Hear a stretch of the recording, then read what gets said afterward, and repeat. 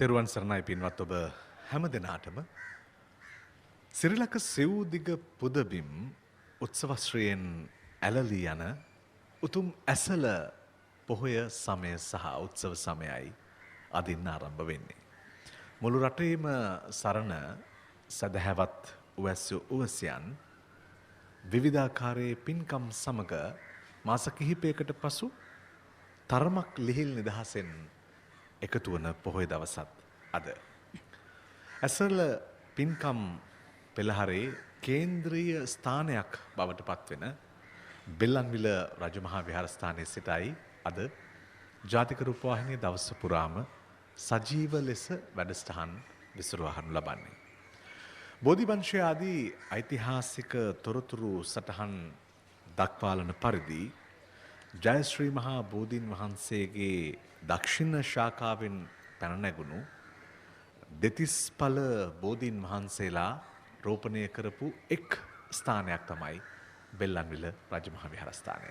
කෝට්ටේ රාජ සමයේදී ඓතිහාසිකව ලියවුණු මතක සැමරුම් අතර අභිමානනීයව සටහන් වන උතුම් ස්ථානයක් බෙල්ලන්විල රජමහා විහාරස්ථානය. එනිසා මේ ශාසනික සහ සමාජීය දේශපාලනික බොහෝ කාරණාවලට මූලික වෙච්ච මේ උතුම් විහාරස්ථානයේ සිට අද අපි සූදානම් වෙන්නේ ඇසල පොහොයට නියමිත ධම්මසාරථී වැඩසටහන ආරම්භ කරන්නට. අද ධර්ම සංනිවේදනයේ ඊටාම සුවිශේෂ දවසක්. ඇසල පොහොය දවස. ඒ නිසා අපි ධර්ම සංනිවේදනය පිළිබඳව සහ බුදුහාමුදුරුවන්ගේ උත්තම සංනිවේදන ගුණාංගයන් අනුව යමින් සංනිවේදනය ජීවිතයට කියා දෙන පාඩම් පිළිබඳව බුදුදහම ඇසුරෙන් තේරුම් බේරුම් කරගන්නයි අද දවසේ ඔබ සමග සූදානම් වෙන්නේ. ඒ සඳහා වෙනදා මෙන්ම වැඩමවා වදාළ ආර්ය නිකේතන සංකල්පයේ නිර්මාතෘ ආචාර්ය පූජ්‍යපාද මාවරලේ බද්දිය ස්වාමින්දයන් වහන්සේ සාදුකාරයක් පවත්වමින් පාදහබි වන්දනයෙන් යුතුව ගෞරව නමස්කාර පූජා පෙරදැරිව ඉමහත් ගෞරවයෙන් යුතුව අදත් පිළිගන්නවා අපේ සාකච්ඡාවට.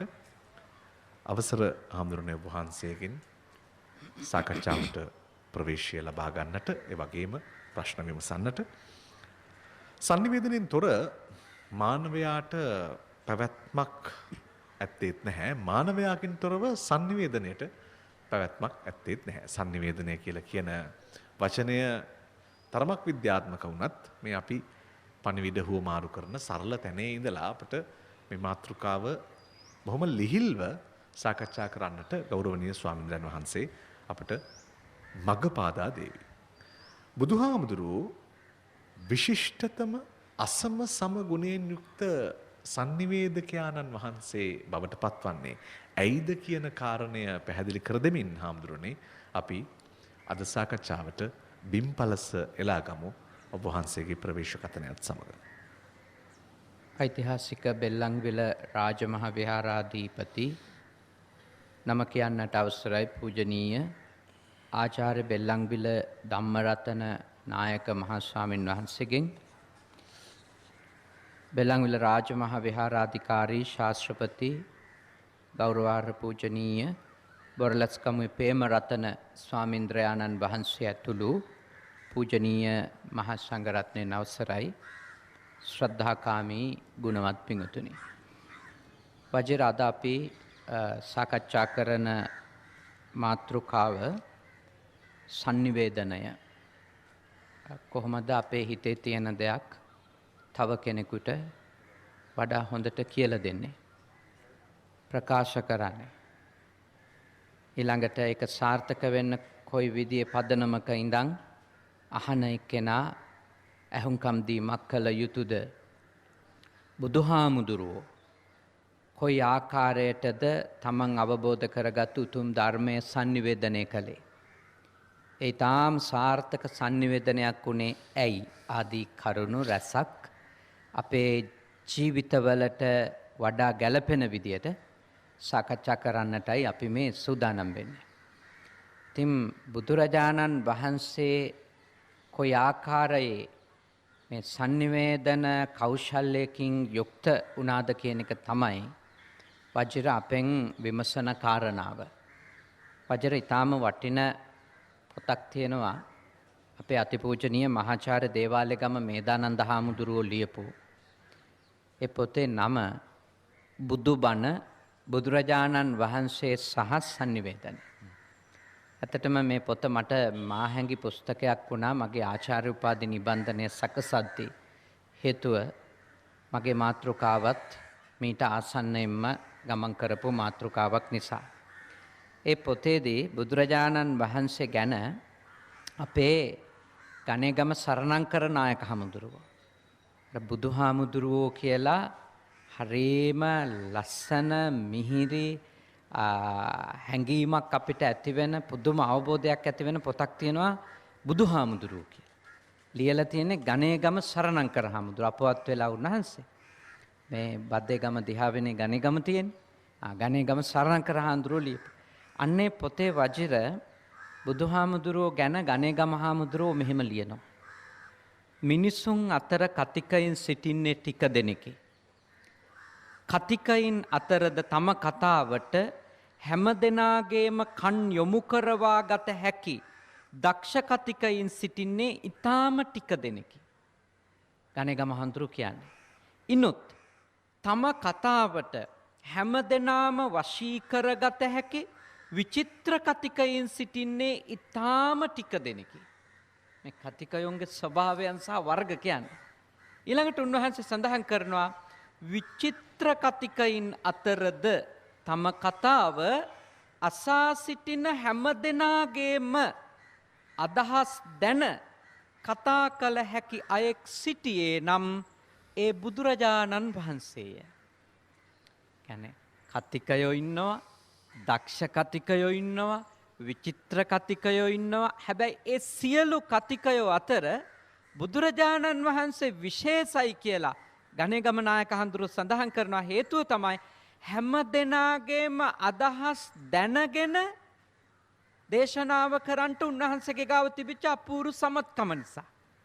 ඒකනේ බුදුරජාණන් වහන්සේගේ දේශනාවක් නිම වෙනකොට එතන ඉඳපු භික්ෂු භික්ෂුණී උපාසක උපාසිකා කියන සිව් පිරිස නියෝජනය කරන කාට වුණත් හිතිලා තියෙනවා මටමයි මේක දේශනා කරේ. අද බණ මං වෙනුවම්මද කියලා. ඒ බුදුරජාණන් වහන්සේ එච්චරට දක්ෂ කතිකයෙක්. දැන් අපි බණක් දේශනා කරලා ඉවරුණාට පස්සේ මිනිස්සුන්ට හිතෙන්නේ අද බණ නම් අපේ අම්මටමයි. හොඳ වැඩේ. නේ? අද හොඳට කියවුණා අපේ මිනිහට ඔහොම කියලා මදි. වෙලාවට හිටියේ කියලා වොලුම් වැඩි කරනවානේ අපි බණ කියනකොට. ඒ මොකද හේතුව වජිර? ඒ කියන්නේ අපි බණ කියනකොට අර තථාගතයන් වහන්සේගේ තිබිච්ච ඒ ශක්තිය අපිට නැහැනේ. තථාගතයන් වහන්සේ දේශනාව කරනකොට අහන් ඉන්න හැමෝටම හිතෙන්නේ මටමයි මේ කරුණත් කියලා. අවාසනාවකට අපි තථාගතයන් වහන්සේගේ පාවැකුණු දූවිල්ලක් තරම් වටින්නේ නැති sannivedakayෝ කියලා එතකොට තමයි තේරෙන්නේ. මොකද අපේ දේශනා අහද්දි මටමයි මේක කිව්වේ කියලා හිතන අය අති ස්වල්පයක්. ඒක දේශකයාගේ අර්බුදේ වගේම ශ්‍රාවකයාගේත් අර්බුදයක් තියෙනවා. විශේෂයෙන්ම ලාංකික ශ්‍රාවකයාගේ අර්බුදයක් තියෙනවා. එහෙම හිතෙන්න. දේශකයෝ වෙච්ච අපිටත් ඒ මොකක් හෝ ප්‍රශ්නයක් තියෙනවා තථාගතයන් වහන්සේට ඒ තිබිච්ච උතුම් කුසලය අපිට නැහැනේ.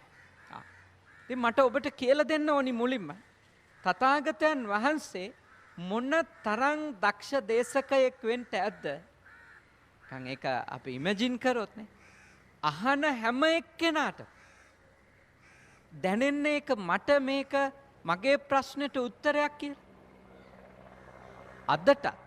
අදටත් අපිට තථාගතයන් වහන්සේගේ දේශනාවක් පොතකින් ධර්ම පුස්තකයකින් කියවලා ඉවර වෙනකොට හරි නැත්තම් දැනුගත් ස්වාමීන් වහන්සේ කෙනෙක්ගෙන් අහලා ඉවර වෙනකොට හරි අපිට මොන තරම් පැහැදීමක් ඇති වෙනවද තථාගතයන් වහන්සේ ඒ උතුම් දේශනාව කරලා තියෙන විදිය සහ ඒකෙදි දීලා තියෙන පණිවුඩය ගැනනේ.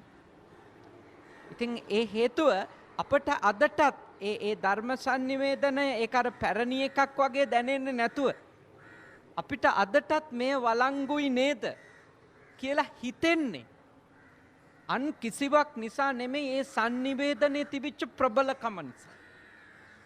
ප්‍රබලකම.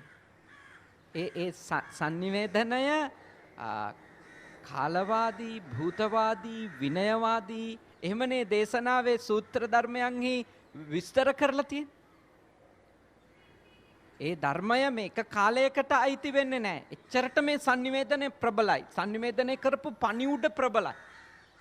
දැන් sannivedakayeක් වජිර සාර්ථක sannivedakayeක් වෙන්නේ හුදු කතිකත්වය නිසාම නෙමෙයි. ඒ මැසේජ් එකේ තියෙන බර හින්දානේ. ඒකේ තියෙන සාරය, ඒ පණිවුඩයේ තිබෙන හරය ඒකත් එක්ක තමයි sannivedakayeක් අති විශිෂ්ට ගණයේ උතුම් sannivedakayeක් ලෙස අපිට හැඟෙන්නේ. නැත්තම් ඉතින් කවුරු හරි කෙනෙක් වාචාල කතා කිව්වට හැමෝටම මේක හැඟෙන්නේ නැහනේ. අනේ හරි හොඳයි හිත නිමුණා කියලා.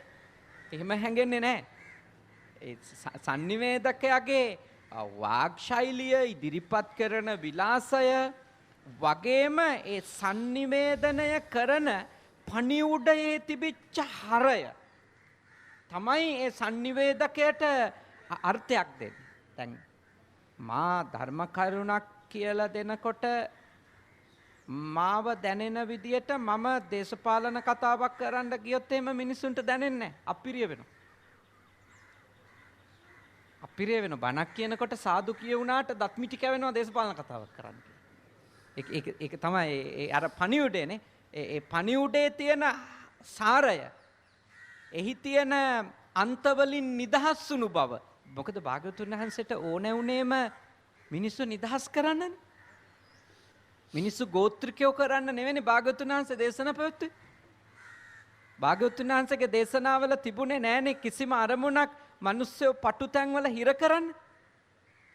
භාග්‍යවතුන් වහන්සේගේ පණිවිඩයේම තිබුණේ මිනිස්සුන්ගේ ඥාණය පුලුල් කරන එක. මිනිස්සු නිම්වලලු ඉක්මවාගෙන යන මට්ටමට ගැඹුරු ඥානයක් මිනිස්සුන්ට පහළ කරවන එක. එතකොට එවැනි අරමුණක වජිර දේශනාවක් කරනකොට ඒ පණිවිඩයේ තියෙන නිදහසනේ. කියන්නේ කිසිම යටි අරමුණක් තථාගත දේශනාවේ නැහැනේ මිනිස්සුන්ට වඩා යහපත් දෙයක් දීම ඇරුණුකොට. දැන් ඔය අපේ පණිවිඩ ගොඩක් ඒවායේ තියෙන දේ තමයි මේ අපේවයි අපිට තියෙන්න පුළුවන් අර හැඟවිච්ච න්‍යාය පත්‍රය. අපි කතාව පවත්වාගෙන යද්දී අපිට ඔළුවේ තිබුණොත් එහෙම මෙයාටත් හින්ට් එකක් ගහලා දාන්න ඕනි කියලා. එතකොට අර ඒක මේ පුළුල් ලෙස සමදාට අදාළ නැහැනේ. එතකොට කොරෝනා කාලෙට ඒක හොඳයි. දැන් කොරෝනා තිබුණත් නැතත් තථාගතයන් වහන්සේ වදාළ දේශනාවක් ඒක අපිට තේරුණා ඒක හරි යාවත් කාලීනයි කියලා. ඒක හැමතිස්සෙම අලුත් ඕනිම අලුත් තත්වයකට ගැලපෙනවා කියලා. ඒ ඇයි? කිසිම යටි අරමුණු තිබිලා නැහැ නේ දේශනාව. ඒ දේශනාව කිසිම අන්තයක් නියෝජනය කළා නැහැ. පක්ෂ නියෝජනය කළා නැහැ. පාට නියෝජනය කරලා නැහැ. පිළ නියෝජනය කරලා නැහැ. එතනින් තමයි මේ දේශනාවේ බලය වැඩි වෙන්නේ. දැන් අපේ මොන තරම් අපේ ශිෂ්‍යයින්ට කියනවාද සිහියෙන් ඉන්න කියලා. මේ කියලා කටගන්න කලින් සිහිය නැතුව වැඩ කරනවා අපිට පේනවනේ. හැබැයි භාග්‍යවතුන් වහන්සේ අර මේ තාම මානසිකව ව්‍යාකූලත්වයට පත් වෙලා තමන්ගේ ගාවට ආපු පටාචාරාට කිව්වා දේශනාවක් කරා නැගණිය ඔබ සතිමත් වෙන්න. ඔබ පියවිසියට ඒ චූටි වැකිය ඇය කොච්චර දැනුවත් එක්කන අන්කොන්ෂස් හිටිය කියලා කියන්නේ බොහොම අවිඥානික මට්ටමටම ගිහිල්ලා බොහොම හැමදේම අර දැනුවත්කමකින් තොරව කරන එක්කෙනෙක් බවටනේ පටාචාරාපත් වෙලා හිටියේ. එයා මූණ දීපු අත්දැකීම් වල තිබිච්ච බියකරුකමත් එක්ක. එතකොට ඇයට භාග්‍යවතුන් වහන්සේ දේශනා කරනකොට නැගණියනි සිහිය උපදව ගන්න කියලා. ඇයට සිහිය එනවා. ඒ ඇයි? ඒ තමයි ලෝකේ හිටපු සතිමත්ම උත්තමයාගේ වචන. ඒ තමයි ඒ උතුම් සතියෙන් හැම ක්ෂණයක්ම ගෙවපු උත්තමයාගේ උපදේශයක. අපට වෙලා තියෙන මොකක්ද? අපිටම මෙලෝ 100ක් නැතුව අපි අනිත් අයට කියන 100ක් ඉන්න කියලා. අපිට මතක නැහැ කණ්ණාඩිය තියපු තැන, අපිට මතක නැහැ ෆෝන් එක තියපු තැන, අපිට මතක නැහැ කෑවද නැද්ද කියලා. පනාව ඔළුවේ ගහම් පනාව හොයනවා. අපි අනිත් අයට කියන 100න් ඉන්න. මොකද සිහි කල්පනාවක් නැද්ද? ඉතින් අපිටම නැතුව අනිත් අයට කියනකොට මේ මෙසේජ් එක බර නැහැ. ඒ කියන්නේ තථාගතයන් වහන්සේගේ දේශනාව වඩා බලගත් දේශනාවක් සංනිවේදනයක් උනේ අන් කිසිවක් නිසා නෙමෙයි. උන්වහන්සේ යථාවාදී තථාකාරී යථාකාරී තථාවාදී. උන්වහන්සේගේ ජීවිතය උනේ යමක්ද එය දේශනා කරා. ඒක තමයි සිද්ධ වුනේ. ජීවිතය උනේ යමක්ද එය දේශනා කරා. දේශනා කරේ යමක්ද ඒ තමයි උන්වහන්සේගේ ජීවිතයේ ප්‍රතිපදාව. ඒ කිව්වේ උන්වහන්සේගේ විඥා ගුණයයි චරණ ගුණයයි වෙන වෙනම නෙවෙයි තිබුණේ. විඥා චරණ සම්පන්නයි උන්වහන්සේ. අෂ්ට විද්‍යා 15 චරණ ධර්මයන්ගෙන් යුක්තයි කියන්නේ ඒකේ කියන දේ කරන දේ අතර පරස්පරයක් නැහැ.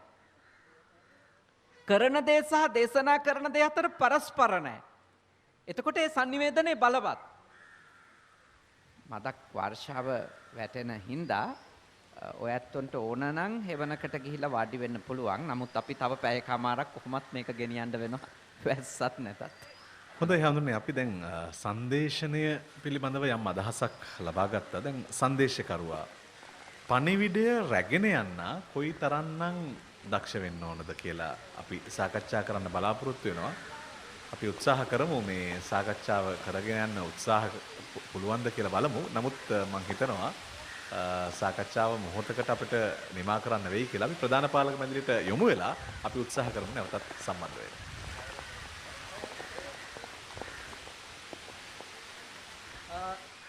අපි නැවතත් එකතු වෙනවා බෙල්ලන්විල රාජමහා විහාරස්ථානයේ සිට මේ වස් කාලය.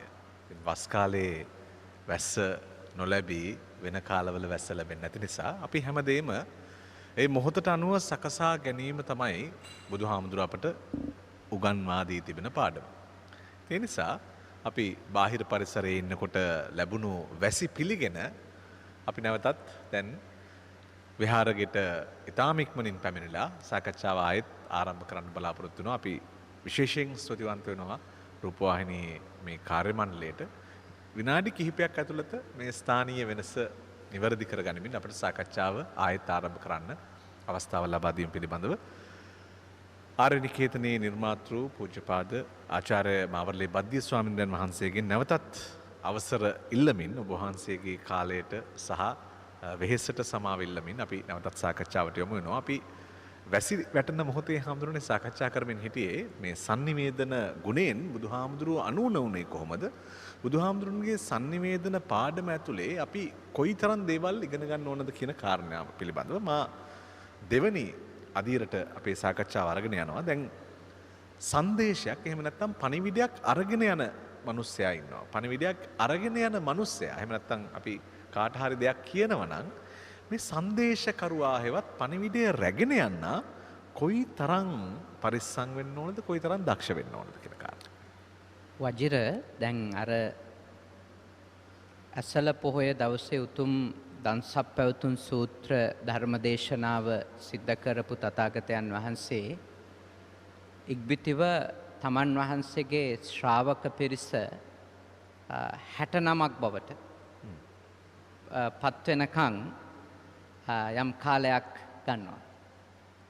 එතකොට යසකුල පුත්‍රයා ඇතුළු පිරිසත් පැවිදි වුණා. 69ක් බවට තථාගතයන් වහන්සේගේ ශ්‍රාවකයෝ පත් වුණාම අන්න ඒ 69 අමතලා තථාගතයන් වහන්සේ වදාළ පණිවුඩය තමයි බුදුදහමට අනුව ඒ කියන්නේ පණිවුඩයක් ගෙන යන්නාගේ නැත්තම් ධර්ම දේශකයෙකුගේ නැත්තම් ධර්ම sannivedakayeකුගේ ආචාර ධර්ම මොනවද කියන එක ගැන කියන්නේ sannivedana ආචාර ධර්ම මොනවද කියන එක ගැන මූලික අදහසක් අපිට ලබා දෙන අවස්ථාව. චරත භික්ඛවේ චාරිකං බහුජන හිතාය සුඛාය අත්තාය හිතාය සුඛාය දේසේත භික්ඛවේ ධම්මං ආදි කල්යාණං මජ්ජේ කල්යාණං පරියෝසాన කල්යාණං. තව දිගට ඒ අනුශාසනාව යනවා. එතකොට sannivedakayaගේ නැත්තම් කතා කරන එක්කෙනාගේ මානසික පසුබිම මොන වගේ වෙන්න ඕනිද? එහි තියෙන්න ඕනේ තමන් කියන දේ නිසා තමන්ටත් යහපතක් වෙන්න ඕනි, ඇහුම්කම් දෙන එක්කෙනාටත් යහපතක් වෙන්න ඕනි. කියන්නේ මොකද? කරුණාවන්තකම තියෙනවා. අනිත් ශ්‍රාවකයා ගැන ඇහුම්කම් දෙන කෙනා ගැන මෛත්‍රිය තියෙනවා. මුදිතාව තියෙනවා. උපේක්ෂාව තියෙන්න ඕනි. ඒ වගේ උදාර ධර්ම වලින් පෝෂණය වෙච්ච හිතක්. සේසෙම් කරුණාවෙන් මෛත්‍රියෙන් තෙත්තුණු හිතක් sannivedakaයට තිබිය යුතුයි. ඒ මානසික පසුබිම හැදුනට පස්සේ ඒ මානසික පසුබිමත් එක්ක ඊළඟට පණිවුඩකරුවා භාග්‍යවතුන් වහන්සේ දේශනා කරන දේශකයා දක්ෂ වෙන්න ඕනි තමන්ගේ පණිවුඩේ මුල මැද අග කියන අවස්ථා තුනේම ඊටාම හොඳ සහසම්බන්ධයක් ඇතුව ආදි කල්යාණං කියන්නේ ආරම්භයේ දේශනාව ලස්සන වෙන්න ඕන. අර්ථ සම්පූර්ණ වෙන්න ඕන. ප්‍රඥා ගෝචර වෙන්න ඕනි. සීල සමාධි ප්‍රඥාවන් වඩන තැනට කෙනෙකු පොළඹවන්න ඕනි. ධර්ම sannivedana ආරම්භයේත් ඒක තියෙන්න ඕන. ඊළඟට sannivedanaye මැද කොටසේදී මජ්ජේ කල්යාණං මැදදිත් ඒ ගුණම ඒ කලන ගුණම පවතින්න ඕන.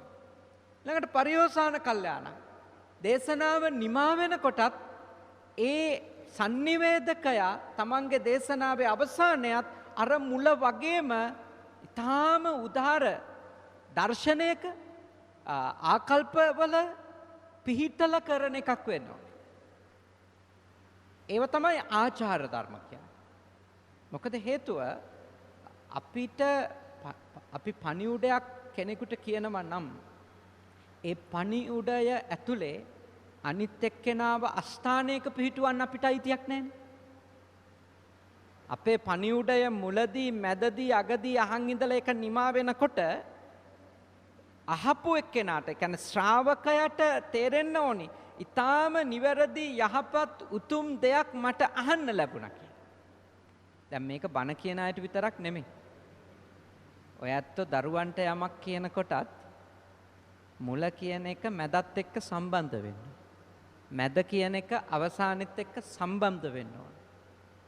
නැත්තම් පටන්ගෙන පටාචාරා ගැන කියන්නේ ඉවර වෙනකොට කිය ඉන්නේ කිසා ගෞතමී ගැන නම් එතකොට ඒක කිසි සම්බන්ධයක් නැහැ. එතකොට අපිට හිතෙන මොනවද මේ කියන්නේ කියලා. කියන්නේ ඔබ යමක් කතා කරනවා නම් ඒක තේරුම් අරන් කතා කරන්න කියන කෙනෙක් කියන්නේ. ඔබ යමක් අනිත් එක්කෙනාට කියන්න හදනවා නම් ඔබ කියන දේ ඔබ ඉස්සෙල්ලා තේරුම් ගන්න. ඒක තමයි sannivedakayeක් වෙන්න තියෙන හොඳම එක.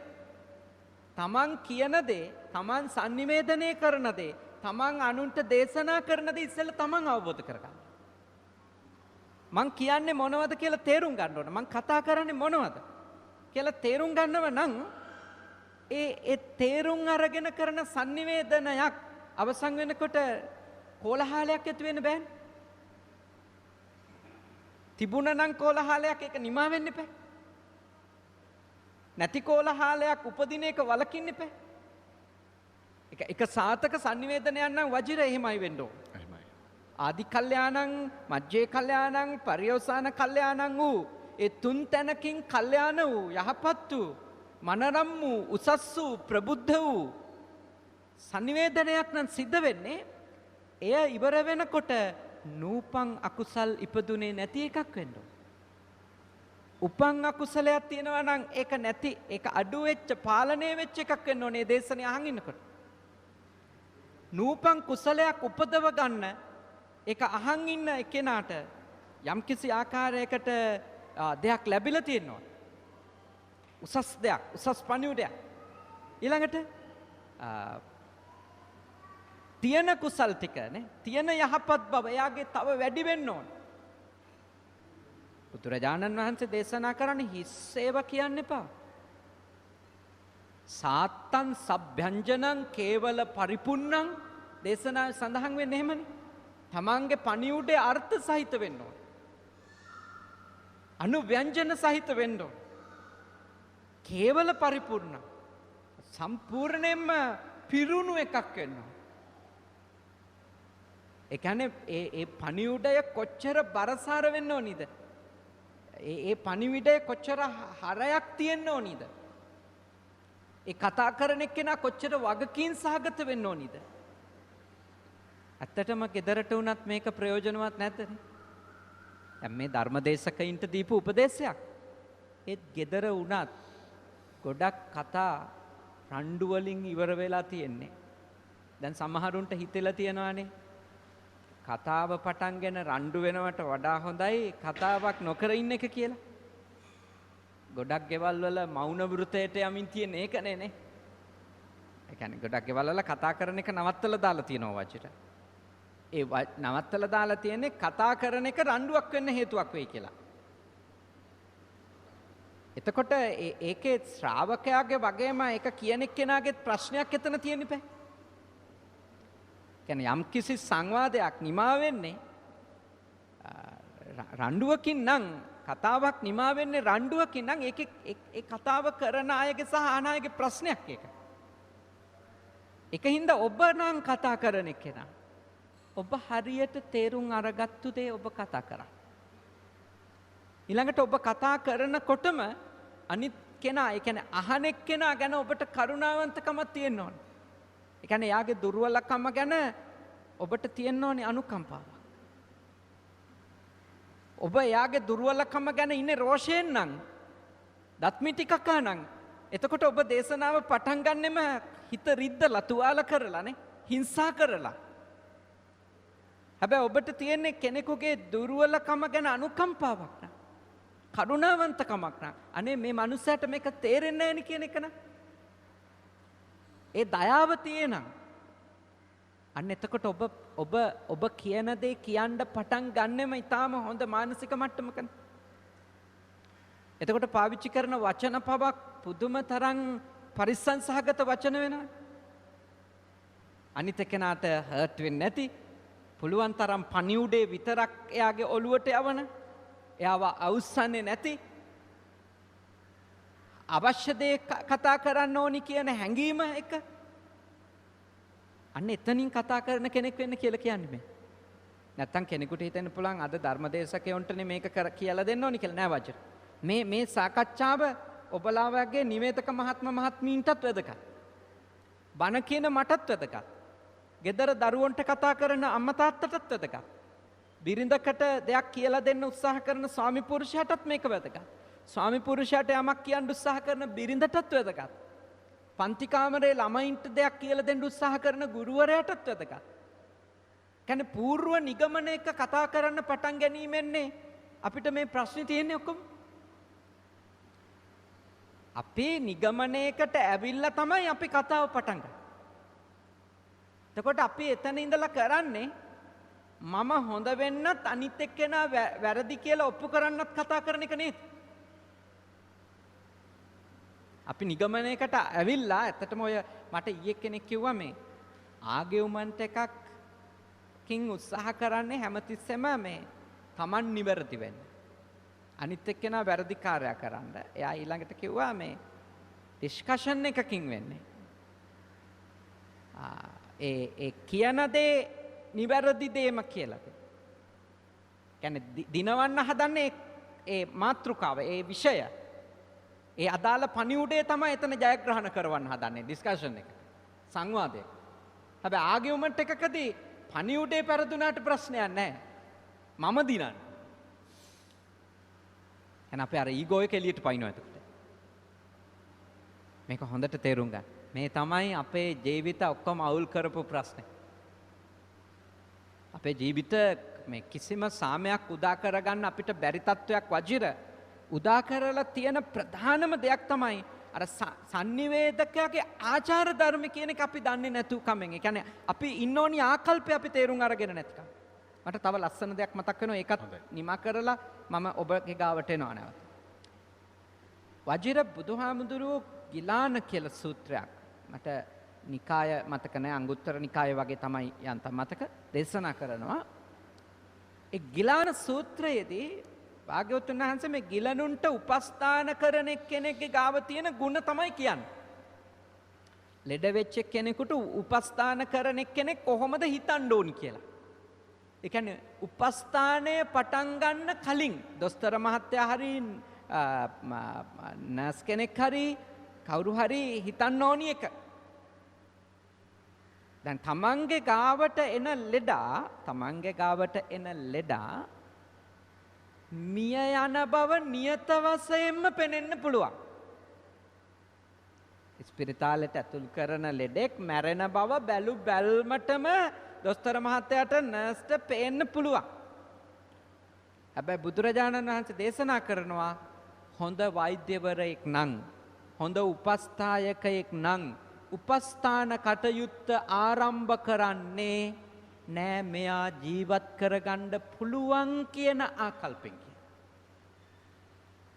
ඒ කියන්නේ එයාට වෙදකම් කිරීම පටන් ගන්නේ හොඳටම මැරෙන බව දන්නේ කෙනාටත් කොහොමද එයා ජීවත් කරගන්න පුළුවන් කියලා විශ්වාසය ඇති කරගෙන. ඒ ආකල්පෙන්. ඒකම දේශකයාටත් කියන. මොකද්ද කියන්නේ? ජීවිතේට හැදෙන්නේ නැහැ කියලා හොඳටම පැහැදිලි වුණත් කමක් නැහැ. හැදෙයි කියලා හිතන් කතා කරන්න කියලා. දැන් ඔබගේ අර ස්ට්‍රෙස් එක තමයි, ඔබට තියෙන ආතතිය තමයි කොච්චර කිව්වත් හැදෙන්නේ නැහැ කියලා. අම්මලා කියන්නේ කට්ට කැදෙනකන් කිව්වත් හැදෙන්නේ නැහැ කියලා. බුදුහාමුදුරුවෝ දේශනා කරනවා එහෙම හැදෙන්නේ නැහැ කියලා හිතන්නේ නැතුව කතා කරන්න කියලා. ඊයේ හැදුන්නේ නැතුණාට අද හැදෙයි කියලා. ඉතින් මම බන කියන්නෙත් එහෙම හිතන් තමයි. සමහරව මගෙන් අහනවා මේ හාමුදුරුවෝ ඉතින් ඔය කිව්වට ඉතින් හැදිලා තියෙද ලංකාව? ඉතින් මම එතකොට කියන්නේ නෑ තාම නෑ ඒ වුණාට අද හැදෙන්න පුළුවන්. ඒ කියන්නේ මම එතකොට හැමතිස්සෙම වෝම් අප් වෙලා ඉන්නේ. මට තියෙනවා ලොකු ආත්ම විශ්වාසයක් නෑ අද හැදුන්නේ නැති වුණාට හෙට හැදෙයි. 100ම හැදෙන්නේ නැති වුණාට එක මිනිහෙක් හරි චුට්ටක් හරි ගනි. අඩුම හැදුන්නේ නැති වුණත් කමන්නේ පොඩ්ඩක් හරි තමන්ගේ වැරද්දක් තියෙනම් මං වැරද්ද කිනේ කියලා තේරුම් ගනි. ඒ කියන්නේ මැරෙන ලෙඩත් මැරෙන්නේ නැහැ කියලා හිතන්නේ ට්‍රීට්මන්ට් පටන් ගන්න කියලා. කියන්නේ ජීවිතේට හැදෙන්නේ නැහැ කියලා හිතන මිනිහටත් අපි කතා කරන්න පටන් ගන්න ඕනි කොහමද? නෑ කොහොම හරි යාට තේරුණොත්. අද තේරුනේ නැති වුණාට ඊළඟ පැයේදී තේරුණොත්. ඒ කියන්නේ මොකද්ද? sannivedakayak කොච්චර කරුණාවන්ත වෙන්න ඕනිද?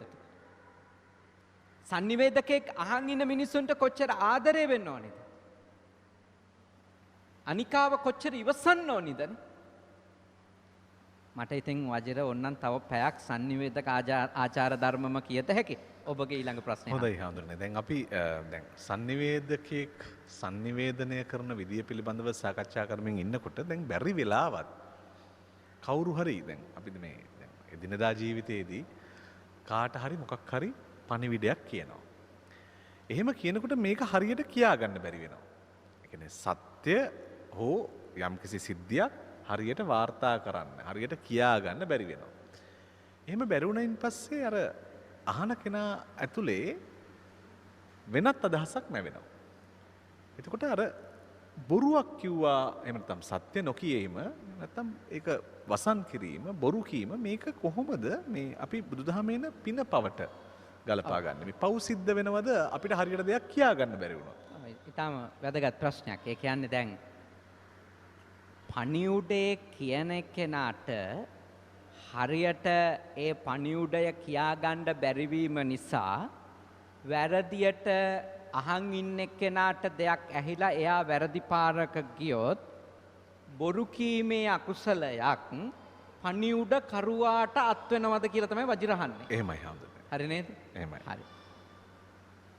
පණිවුඩ කරුවාට තිබුණු චේතනාව මත තමයි ඒක අකුසලයක් වෙනවද නැද්ද කියලා තීරණය වෙන්නේ. දැන් පණිවුඩ කරුවා පණිවුඩය කියද්දි ඒ කිව්වේ දේශකයා දේශනාව කරද්දි කතිකයා කතාව කරද්දි එයාගේ අරමුණ වන්නේ එයාගේ චේතනාව වන්නේ ඊටාම යහපතකට කෙනෙකු යෙදවීම නම් ඉන්න තැනින් එයා ප්‍රබුද්ධ තත්වයකට පත් කර ගැනීම නම් එයාගේ චේතනාව. හැබැයි ඒ චේතනාවෙන් එයා කතා කරත් ඒ මැසේජ් එක එයාට අනිත් එක්කෙනාට යන්නේ නැහැ. මොකක් හරි දැන් අපිට ආවේ ටෙක්නිකල් එරර් එකක් නේද පොඩ්ඩක්. පාරිසරික බාධකයක් වගේනේ අපිට ආපු එක තාක්ෂණික බාධකයක් නෙමෙයි ඇත්තටම පාරිසරික බාධකයක් අපිට ආවනේ. දැන් මේක අහන්න සැදී පැහැදී ඉඳපු අයට බාධාවක් වුණා. දැන් ඒක අපේ ප්‍රශ්නයක් නෙමෙයි අපි කරපු වැරද්දක් නෙමෙයි අපිට එහෙම චේතනාවක් තිබුණේ නැහැ. මෙතන සූදානම් කරන පිරිසට තිබුණු එකම චේතනාව අද දවසේම මේ ප්‍රෝග්‍රෑම් ගොඩක් ඒවා ඇතුලේ කරන්නේ ඒ නිසා අපි උදෑසන වැඩසටහන එළිය කරමු එච්චරයි. එහෙම නැතුව වැස්සට අපි වහු කරලා බද්දිය හාඳුරුව තෙමලා එම්බිරිස්සාව හදලා يعني කොරෝනා ටෙස්ට් එකකට යවන්න ඕනිය අද මෙයා. එහෙම ඉන්ටෙන්ෂන් එකක් නැහැ. දැන් පැහැදිලි නේද වචනේ කියන්නේ? එයා ඒ කියන්නේ එයා ඒක කරද්දි තිබුණු එක නෙමෙයි පස්සේදී වෙන්නේ. වෙන තත්ත්වයක් උදා වෙනවා. දැන් ඒ වගේ මම යමක් කියනකොට මගේ චේතනාව නෙමෙයි යන්නේ එළියට. මම කියන්න හදන්නේ වෙන එකක්. හැබැයි අහන එක්කෙනාගේ ඔළුවට යන්නේ වෙන එකක්. එතකොට මං එයාට බොරු කිව්වා නෙමෙයි එකෙන් කියන්නේ. ඒක මං කරපු වංචාවක් නෙමෙයි. ඒක මං කරපු අකුසලයක් නෙමෙයි. මට හොඳ චේතනාවක් තිබුණා මගේ ඇත්ත මේක කියන්න. ඒත් මගේ තියෙන මොකක් හරි sannivedanaya කියන්නේ මං පාවිච්චි කරන වචනවල දුබලකමක් හරි මගේ එක්ස්ප්‍රෙෂන්ස් වල නේ මගේ ඒ වෙලාවේ මූණේ තියෙන ඉරියව් රේඛා මම සිනාසෙන විදිය මගේ ඇස් මගේ ඇහිබැම වැඩ කරන හැටි ඒවා එක්ක අනිත් එක්කෙනාගේ ඔළුවට යන්න පුළුවන් මෙයා මට නිකන් ඔලොක්කුවට කතා කරාද මෙයා මට මේ රිද්දන්නද මේක කිව්වේ වගේ එකක් යන්න පුළුවන්. හැබැයි කියන එක්කෙනාගේ චේතනාව එහෙම එකක් නෙමෙයි. සමහර විට අර කියන්නා කෙසේ කීවත් අසන්නා සිහි බුද්ධියෙන් ඇසිය යුතුය කියලා කියපු කතාවට එක හේතුවක් වෙන්නේ නැති ඕක. තව හේතු ඇති එහෙම කතාවක් කියපු. නමුත් මේ කියන එක්කෙනාගේ චේතනාව මොකද්ද කියන එක මත තමයි එයාට තිබුණා නම් සමාජ රවට්ටන චේතනාවක් අන්න අකුසලයක්. එයාට තිබුණා නම් මේ සමාජේ ජාතීන් කුලල් කවන ආගමිකයෝ කුලල් කවන මිනිස්සෙකුගේ චරිත ඝාතනය කරන චේතනාව එයාට අකුසලයක් වෙනවා ඒක. ඒත් එහෙම චේතනාවක් නැතුව සද්භාවික සිතකින් යමක් කියනවා. හැබැයි ඒක හරියට යන්නේ නැහැ පණිවුඩේ. වැරදි දෙයක් මිනිස්සුන්ගේ ඔළුවට ගිහිල්ලා මිනිස්සු දඟලන්න පුළුවන්. ඒක අර කියපු එක්කෙනාගේ වැරද්දක් නෙමෙයි. ඒක ඉතින් එලි වෙනකොට ගොඩක් නරක ඒවා වෙලා තියෙන්නත් පුළුවන්. වෙලා තියෙන්න පුළුවන්. නමුත් ඔබගේ අහපු ප්‍රශ්නෙට කෙටි උත්තරේ නෑ. sannivedakayeකුට අකුසලයක් වෙනවා නම් අකුසලයක් වෙන්නේ එයා sannivedana කාර්යයේදී දුර්වල වෙච්ච හින්දා හෝ ප්‍රබල වෙච්ච හින්දා නෙමෙයි. එයාගේ චේතනාව මොකක්ද? මම ඇයි ඒක කිව්වේ? අන්නේ චේතනාව මත මට පව් පිරෙනවද නැද්ද කියන එක වජිර තීරණය වෙනවා. හොඳයි දැන් අපි sannivedakaya කියන මං කිව්වේ අර වැඩසටහන ආරම්භෙදිත් කිව්වා මේ sannivedakaya කියන වචනය විද්‍යාත්මක වෙන්න පුළුවන් ශාස්ත්‍රීය වෙන්න පුළුවන්. නමුත් අපි හැමෝම sannivedakayෝ. ගෙදර අපි තවත් කෙනෙක් එක්ක කතා බහ කර කර ඉන්නකොට අපි sannivedakayෝ. අපි පණිවිඩකරුවෝ. ඒ වගේම අපි කාර්යාලයේදී කතා කර කර ඉන්නකොට අපි sannivedakayෝ පණිවිඩකරුවෝ. දැන් මේ කතා කරන හැමෝම sannivedakayෙක්. පණිවිඩයක් ගෙනියන කෙනෙක්. දැන් අපි එනවා මේ පණිවිඩය අහන මිනිස්සයයි ගාවට හම්බුනේ. අපි දැන් ඔය sannivedana භාෂාවේ මේට තියෙනවා ග්‍රාහකයා මෙහෙම විවිධ වචන තියෙනවා. පණිවිඩයක් අහන් ඉන්න කෙනා කියලා අපි ගත්තොත් එහෙම කවුරු හරි කියන දෙයක් අහන් ඉන්න මිනිස්සයා කොයිතරම් පරිස්සම් වෙන්න ඕනද? කොහොම සිහි බුද්ධියෙන් ඉන්න ඕනද? ඔව් sannivedanayak සාර්ථක sannivedanayak වෙන්නේ පණිවුඩ කරුවෙක් ඉන්නවනම් මැසෙන්ජර් කෙනෙක් නේ. ඊළඟට රිසීවර් කෙනෙක් ඉන්නවනේ. ඒක ඒ පණිවුඩේ ලබා ගන්න කෙනෙක් ඉන්නවනේ මැසේජ් එකක් තියෙන්න ඕන. එතකොට දැන් මේ රිසීවර්ගේ කාර්යභාරය. එනම් අහන එක්කෙනාට තියෙන වගකීම ඒ පණිවුඩේ සාර්ථක වෙන්න නම්. පඨම සමත සූත්‍රය. හරි වටින සූත්‍රයක්. sannivedanayakin ඒ කියන්නේ ග්‍රාහකයෙකුගේ තියෙන ග්‍රාහක දුර්වලකම් ගැන ලස්සනට කියලා දෙනවා. එහි කියනවා මෙහෙම. යම් කෙසේ ග්‍රාහකයෙක් ඒ කියන්නේ අහන් ඉන්න කෙනෙක් ශ්‍රාවකයෙක් දේශකයාට ද්වේෂ කරනව නම් දේශනාව තේරෙන්නේ නැහැ. ඒ කියන්නේ ශ්‍රාවකයා අහන් ඉන්න කෙනා දේශකයාට ද්වේෂ කර නම් දේශනාව අහන්නේ. කියන්නේ යාට పూర్ව ඇති කරගත්තු නිගමන මත දේශකයා සම්බන්ධව ලොකු තරහක් තියෙනවා කියමුකෝ. මොනවා කිව්වත් ඇහෙන්නේ ඒ රාමුවෙන් තමයි. දැන් ඔබට කතා කරන එක්කෙනා ගැන పూర్ව නිගමනයක් තිබුණොතින් මෙයා කවුද කියලා අපි දන්නවා. අපිට කියන්න ඕනේ නැහැ එයා ගැන. අනේ එයාගේ බන. හරි. එතකොට මැසේජ් එක තේරෙන්නේ නැහැ. ඒ පණිවුඩේ ප්‍රශ්නයක්වත් පණිවුඩ කරුවගේ ප්‍රශ්නයක්වත් නෙමෙයි එතන තියෙන්නේ. එතන වජිර මේ අහන් ඉන්න මිනිස්සයා ඉන්නේ තරහෙන් ක්‍රෝධෙන් වෛරෙන් නම් ඉඳ එක වෙහෙර විඳ දහම් මනහර සිඳ බිඳ දුක් සසර අහෝ දෙව්දත් නොදිටි මොක්පුර.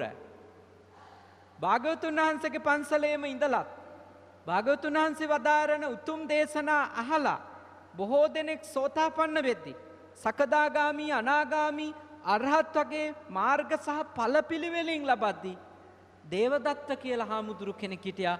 ඒ හාමුදුරුවන්ට එක බණ පදයක්වත් තේරුනේ නැහැ. ඇයි තේරුනේ නැත්තේ? ඇතුලේ ප්‍රශ්න. ක්‍රෝධය, වෛරය කාටද? දේශකයට ද්වේෂ කරනවා. දැන් සමහර තාත්තලා කියන ඒවා සමහර අම්මලා කියන ඒවා ගෙදර අයට තේරෙන්නේ නැත්තේ ඒක තමයි. දැන් මම උදාහරණයක් කියන්නම් තේරෙන්නේ නැති. දැන් ඔය තාත්තලා ඉන්නෝනේ වජර. ඒගොල්ලෝ වැඩි ඉතින් කතා කරනවා අඩුයිනේ. වජරලා වගේ අලුත් පරම්පරාවේ තාත්තලා සෑහෙන කතා කරනවා දරුවෝ එක්ක.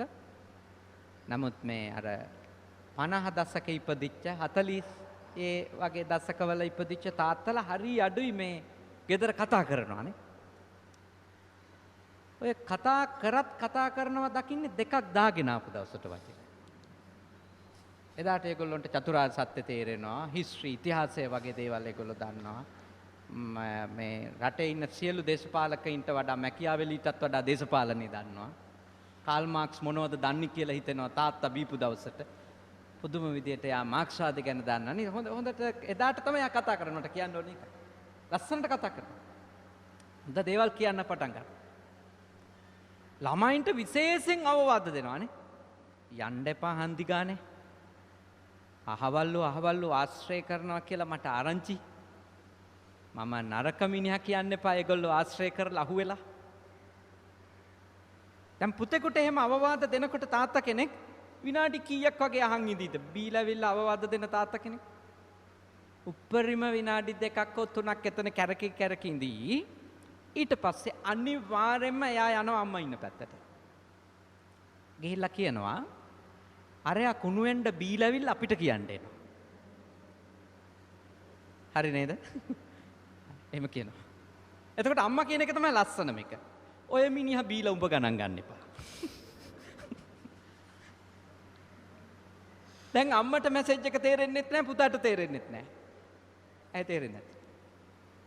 දැන් ඒ තාත්තා වැරදි දෙයක්ද කිව්වේ? එයා කියනවා අහවල්ලු එච්චර හොඳ නැහැ. ඔයා එයාව ආශ්‍රය කරන්න ගියොත් ඔයාට ප්‍රශ්නයක් වෙයි. යන්න එපා භජනෙට. කොච්චර හොඳ පණිවිඩයක්ද? එයාගේ අත්දැකීම එයා කියන්නේ.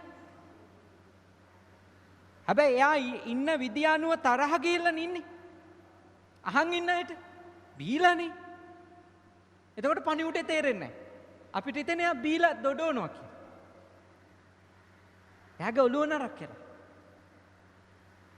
ඒ කියන්නේ අපි දෙන ප්‍රතිචාරය දේශයෙන්නේ. එතකොට අපිට අර පණිවුඩේ ඇතුළට යන්නේ ගෙවල් වල ගොඩාක් ඒවා තේරෙන්නේ නැත්තේ ඒකයි. තේරුණා නේද? කියන්නේ මගේ ගාවට එන මිනිස්සුන්ගේ රණ්ඩු තියෙන්නේ. නඩු කියාගෙන එනවන සමහරු ඒ අයගේ රණ්ඩු වල මම දන්නවා හොඳම දේ අහන් ඉන්නේ නැහනේ. සවන් දෙන්න ඕනේ. සවන් දෙන්නේ නැහැ. සවන් දෙන්නේ ඒගොල්ලොන්ගේ පැරණි කෝන්තර හිතේ තියාගෙන. අසුවල් කාලේ අහම කළා. අසුවල් කාලේ මෙහෙම කරා. මම බැඳලා ආපු දවස්වල මෙහෙමයි. ඔහොම තියෙනවා කෝන්තර හදාගත්තා. ඉතින් මොකද කරන්නේ? ඉතින් කොහොමද තේරෙන්නේ දෙයක්? පළවෙනි ප්‍රශ්නේ. දේශකයාට ද්වේෂ කරොත් දේශනාව තේරෙන්නේ නැහැ. දෙක. දේශනාවට ද්වේෂ කරොත් දේශනාව තේරෙන්නේ නැහැ. ඒ කියන්නේ ධම්ම දෙස්සී පරාභවෝ කියලා කිව්වේ. ධම්ම කාමෝ භවං හෝති ධම්ම දෙස්සී පරාභවෝ. එකුවේ පණිවුඩේට කැමති නම් එයාට එහෙම මේ හානියක් නුනට පණිවුඩේට වෛර කරනවා නම් පණිවුඩේ තේරෙන්නේ නැහැ. දැන් සමහරු කන් වහගන්නේ මට ඔක අහන්න ඕනේ නැහැ කිය. ඒ කියන්නේ එයා ඒ කතාවටම වෛර කරනවා. ඒ පණිවුඩේට වෛර කරනවා. එතකොට පණිවුඩේ තේරෙන්නේ නැහැ. දැන් අපි ගොඩකට මම කලිනුත් කියලා තියෙනවා අපි ගොඩක් අයට මේ ඉංග්‍රීසි බැරි උනේ නේද? එක්ක සර්ට ද්වේෂ කරනවා එක්ක සබ්ජෙක්ට් එකට ද්වේෂ කරනවා. ඉතින් තාම ඉංග්‍රීසි බෑනේ අපිට හරියට. දෙමළ නම් බෑමයි. බෑමයි ඒ බෑම වෙලා තියෙන්නේ අපේ ඇතුලේ තියෙන කෝන්තර. තේරුණා නැත්තම් මෙච්චර දෙමළ කතා කරන මිනිස්සු ඉන්න රටේ අපිට ඒ දෙමළ බැරි වුණේ කියලා හිතන්නකෝ. මට දැන් 40යි මං කල්පනා කරනවා මට ඇයි දෙමළ බැරි? මෙච්චර දෙමළ මිනිස්සු ඉන්න රටක් නේ? අවාසනාවකට අපේ ඇතුලේ කෝන්තර අපිට ඒක ඉගෙන ගන්න දීලා නැහැ. ඉංග්‍රීසි දෙමළ ඔය ඔක්කොම තියෙන ඒවා. ගොඩාක් විෂයන් තේරෙන්නේ නැත්තේ. ධර්මය තේරෙන්නේ නැත්තේ ගොඩක් අයට. ඒගොල්ලෝ වෛර කරනවා. මොකද ඒගොල්ලන්ට ඕනි එක තමයි කියන්න ඕනි කියලා හිතනවා. මාගන්දියට උනේ ඒකනේ. බුදුහාමුදුරුවෝ කියලා දුන්නා ඉතින් රූපේ ඇත්ත කතාව. මාගන්තියා හිතුවා මේ යාට මේ අවමන් කරනවා කියලා. මාගන්දිය බුදුරජාණන් වහන්සේට වෛර කරන්න පටන් ගත්තා. බුදුරජාණන් වහන්සේට විතර නෙවෙයි උපස්ථාන කරන්න ගියපු සාමාවති බිසවගේ ගේට් ගිනි තියලා දැම්මා යා. ඒ මැසේජ් එකට වෛර කරොත් වෙන්නේ ඕක තමයි. කියන්නේ ඒ පණිවුඩේට දේශ කරන අයට පණිවුඩේ තේරෙන්නේ කොච්චර ඇත්ත දෙයක්ද කිව්වේ. මාගන්දියා ඔයාගේ රූපේත් වෙනස් වෙනවා. ඔය පෙනුම දිගටම තියෙන එකක් නෙමෙයි. ඉතින් ඒ ඇත්ත නිති. ඒත් ඒ තමන් ගැන උද්දාමයකින් ඉන්න එක්කෙනාට ඒක ඇත්ත විදියට ඇහෙනවද? ඇහෙන්නේ නැහැ. එයාට හිතෙන්නේ මේ නිත්‍ය දෙයකට අනිත්‍ය කිව්වා කියලා. සාර දෙයකට අසාරයි කිව්වා කියලා. එයා හිතනවා සැප දෙයකට තමයි මේ දුකයි කිව්වේ කියලා. ඉතින් මේ දේශනාවට ද්වේෂ කරොත් දේශනාව තේරෙන්නේ නැහැ. ඒ දෙවෙනි කාරණය. තුන්වෙනි එක තමයි වජිර මේ ශ්‍රද්ධාව නැතිකම, සැක බහුලකම. සැකනම් ඒත් පණිවුඩේ තේරෙන්නේ නැහැ. සැකනම්. දැන් මම සරල උදාහරණ කියන්නේ තේරෙන්න මේ කතාව තේරෙන්නේ නැහැ වජිර. ඇයි පණිවුඩ තේරෙන්නේ නැති කියලා? නෝන මහත්තයා හරි වැඩට යනවා. ගෙදර ඉන්න එක්කෙනා හෝ වැඩට ගියපු එක්කෙනා කෝල් එකක් දෙනවා. කෝල් එකක් දුන්නාම කෝල් එක ගත්තු එක්කෙනා කියනවා මං වැඩක පස්සේ ගන්නම් කියලා. දැන් මම වැඩක පස්සේ ගන්නම් කිව්වට පස්සේදී අඩුම පැය දෙකක් හිඳපු අය මට කියන්න පුළුවන්ද මෙතන ඉන්න උපාසකම්මලගේ? ඒ මහත්තයා පස්සේ කෝල් එකක් ගන්නකම් ඉඳපු අය? ඇත්ත වශයෙන්ම කිව්වොත් පස්සේ නෙමෙයි විනාඩි 5ක් ඉන්න බෑ නේ. ආයෙ ඩයල් කරා. ආයෙ ඩයල් කරා. ඊට පස්සේ බැනුම් අහලා තියෙනවා. ඊට පස්සේ බැනුම් අහලා ෆෝන් එක තියෙනවා. තියලා නිකන් ඉන්නේ නැහැ. ළඟම ඉන්න එක්කෙනෙකුට කතා කරලා අහනවා අපේ මනුස්සයා බැඩද? ඒ වටේ නම්බරුත් එක්කව කරන් තියෙන්නේ චෙක් කරගන්න. ඔය ඒ මොකද්ද ප්‍රශ්නේ? ප්‍රශ්නේ තමයි වජිර පණිවුඩේ කියන එක්කෙනා ඒ කියන්නේ ඒ කියන්නේ අහන එක්කෙනාට විශ්වාසයක් නැහැ අරයා කියන පණිවුඩේ ගැන. කියන්නේ ආව විශ්වාස කරන්න ඒකයි. එතකොට හිතෙන්නේ බොරු කියනවා කියලා. නැත්තම් මම වැඩක පස්සේ ගන්නම් සරලයිනේ.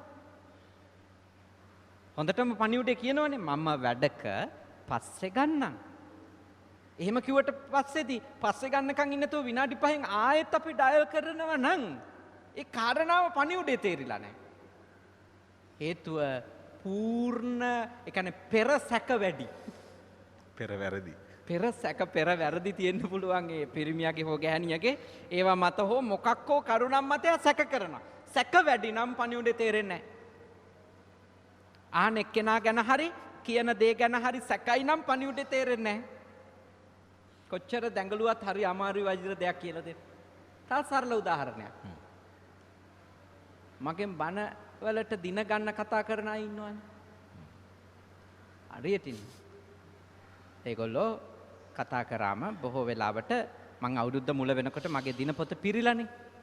ඒගොල්ලෝ මාර්තු මාසේ වගේ කතා කරොත් මේ ඒ අවුරුද්දට දිනයක් ගන්න මම බොහෝ වෙලාවට කියන්නේ මේ අවුරුද්දේ ඔක්කොම දින ටික දැන් පිරිලා. හවස 5න් පස්සේ එක පැයක්වත් මට ඉතුරු වෙලා නැහැ. හැම දවසකම බණ තියෙනවා.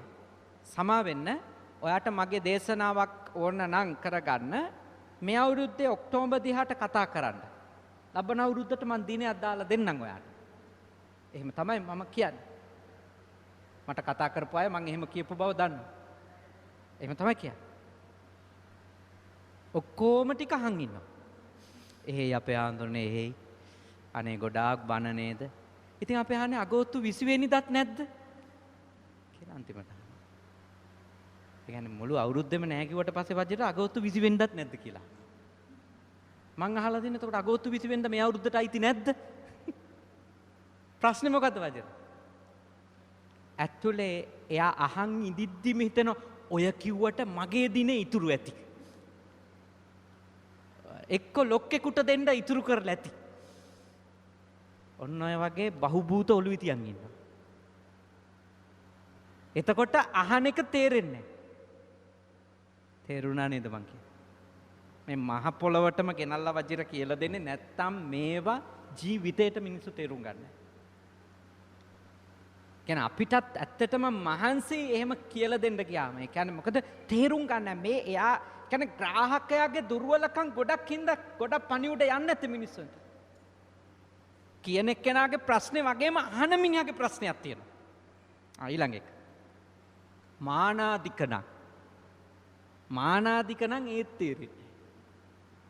මාන්නේ වැඩින. ඒක මන් දන්නවා මට තේරෙනවා මට කියන්න ඕනේ කවුරුක්වත්. අන්න ඒගොල්ලන්ට තේරෙන්නේ නැහැ. දැන් අද මම මෙහෙට වැඩියා. බෙලන්විල පන්සල. මගෙන් ඇවිල්ලා කෙනෙක් ඇහුවා ගිලම්පසක් ගන්නවද? බලන්දිනවද? මං කිව්වා හොඳයි. සීනි දාන්න නැතුව තේ එකක් හදන්න. ඇත්තටම කියපු විදියටම සීනි නොදා පොඩි සායනාංශ කෙනෙක් ගිලම්පස් එකක් ගෙනල්ලා මට පුජ කරා. හැබැයි ඔය අත්දැකීම මට වෙනස් විදියට තියෙන වාර වැඩි. බණ ඉවර වෙනකොට ළඟට ඇවිල්ලා අහනවා සායනාංශ ගිලම්පසක්. මං කියනවා ඔව් ගිලම්පස බලඳමු. සීනි නැතුව තේ එකක් හදන් එන්නකෝ. කියලා මම කියනවා. එහෙයි කියලා දූවලා ගිහලා සීනි දාලා තේ එකක් හදන් එනවා. මං ඉතින් ඇහුවම සීනි දැම්මද කියලා චුට්ටක් දැම්මා. දැන් ප්‍රශ්නේ මේකයි. එයාට ඇහෙන්නේ තේ කියන එක විතරයි. සීනි නැතුව කියන කොටස ඇහෙන්නේ නැහැ මොකද එයා එච්චරට තේ හදලා එයා ප්‍රොසෙස් වෙනවා. තේනේ තේද? මම තේ ජොග්ගුවක ඉපදිලා වගේ තමයි නිකන් එයා තේ හදන්න යන්නේ. ආන් ඉන්නේ. මොකද්ද ඊගෝ එක? මන් දන්නවා තේ හදන හැටි. එතකොට හදන්නේ යාට ඕනේ තේ එක මිසක කියන මිනිහට ඕන තේ එක නෙවෙයි. මාන්නේ. ඒ කියන්නේ අපි පූර්ව නිගමනවල ඉඳන් අහන් ඉන්න පටන් ගන්න බෑ කියලා මේ කියන්නේ. අපි යමක් අහන් ඉන්නකොට අහන් ඉන්න පටන් ගන්නවනේ කොහොමද? ඉවර වෙනකම්මනේ යෝනිසෝ මනසිකාරයෙන් අහන් ඉන්න ඕනේ. ආරම්භක වෙලාවෙ ඉඳලා ඒක ඉවර වෙනකම් අහන් ඉන්න ඕනේ. මෙයා මේක කියන්නේ. මුලදි කිව්වේ මේක, මැදදි කිව්වේ මේක, ඉවර කරේ මේ. එතකොට තමයි සම්පූර්ණ පණිවුඩේ තේරෙන්නේ. දේශකයා මුලයි මැදයි අගයි හොඳට ගලප්පලා කියන්න ඕනි වගේමයි ශ්‍රාවකයාත් ඒ තුන් තැනේම හිත පිහිටුවාගෙන අහන්න ඕනි. එහෙම අහන්නේ නැතුව පණිවුඩේ හරියට යන්නේ නැහැ. කිරට හදන්න කියපු පරිප්පු තෙලට හදලා බැනුම් අහන්නේ ඒකයි. මැසේජ් එක ගන්න ඇහෙන්නේ පරිප්පු හදන්න කිව්ව විතරයි. තේරෙනව නේද වජිර කතාව? ඒ කියන්නේ ඒකෙන් තමයි ගොඩක් පැටලිලා තියෙන්නේ. ගොඩක් රණ්ඩු තියෙන්නේ ඒකයි. මම ඔබලාට යෝජනා කරනවා තථාගත sannivedanaye ආරම්භිච්ච මේ අසිරිමත් දවසනේ අසල පොහොය. තථාගතයන් වහන්සේගේ අසිරිමත් දේශනා ආරම්භුනේ අද වගේ දවසක. ඒ උතුම් ගුරුවරයාගේ ශ්‍රාවකයෝ අපි.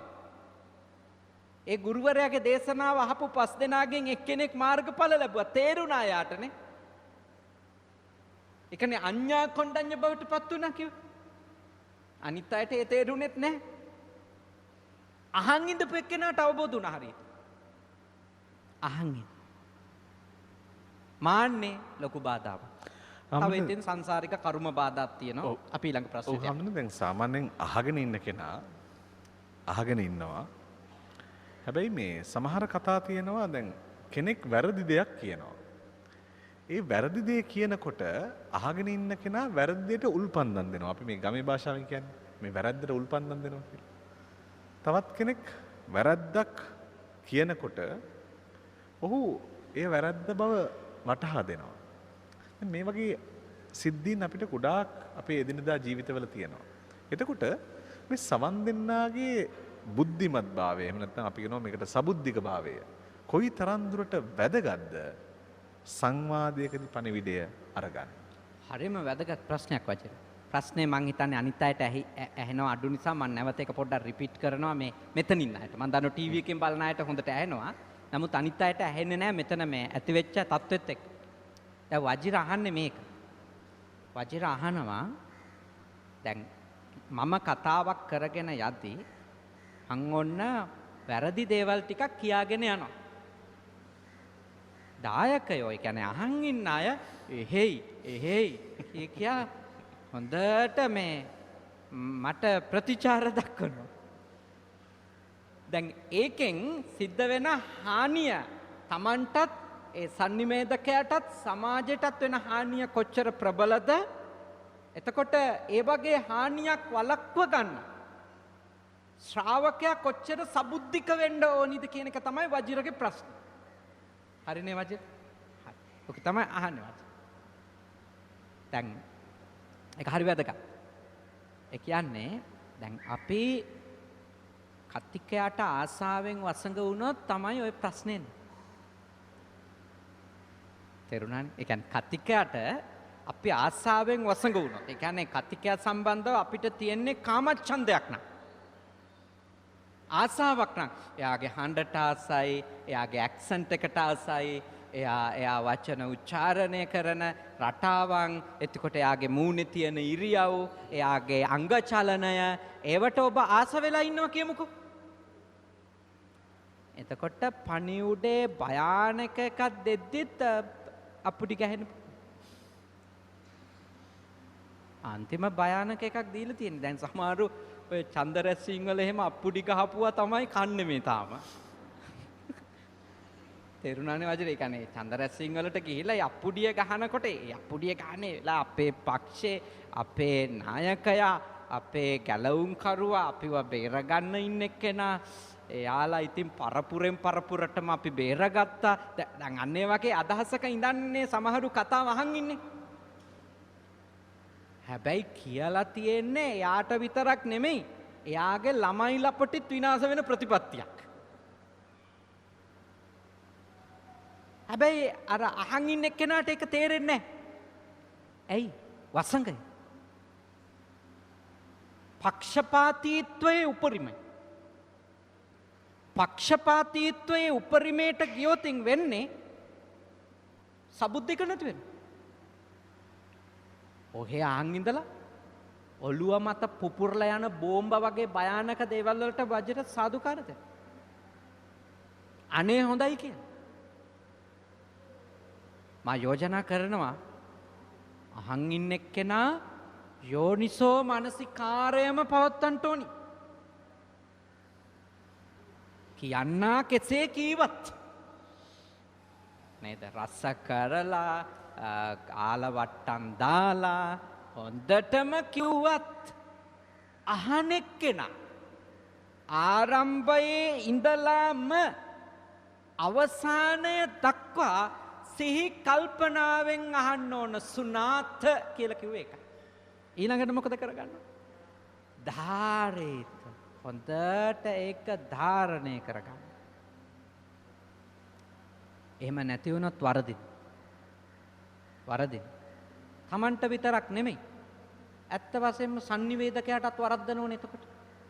දැන් මම කියන ඕනේ එකට එහි කියන සමාජයක් බිහි වුණා. ඒකෙන් අහුම්කම් දෙන මිනිස්සු විතරක් නෙවෙයි විනාශ වෙන්නේ. දේශකයොත් විනාශ වෙනවා. මොකද හේතුව මේ අහන් ඉන්න එකට ප්‍රතිචාර දක්වන්න උත්කර්ෂයට නැගෙනවා.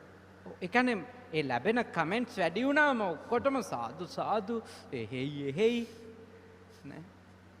එතකොට වජිර එහෙම වුණාම වෙන්නේ අපි හිතනවා දැන් අපි ඕන එකක් දන්නවා. ඊළඟට අපි දන්නේ නැතිව කියවන්න යනවා. දැන් මම දැන් සාමාන්‍යයෙන් මට කමෙන්ට් කරනකොටම මම දන්නවා සාදු කියනකොටම මම දන්නවා මේ මිනිහා පුරුද්දට සාදු කිව්වේ කියලා. ඒ නිසා මං අහසට යන්නේ නැතුව ඉන්නවා පුළුවන් තරම් පරිස්සම් වෙලා. අහසට කියපු අවස්ථා නැතුවම නෙමෙයි. එහෙම ඒවා තියෙනවා. දැන් මං ඔය තරුණ කාලේ ටිකක් මම මේ ඔය සමාජ වැඩවල ඉන්නවානේ. ඒ වයිදී මම පිටකොටුවේ මේ බෝගහගාව එහෙම වජර බැරල් එක තියලා ඒක උඩට නැගලා කතා පවත්වපුවා තියෙනවා.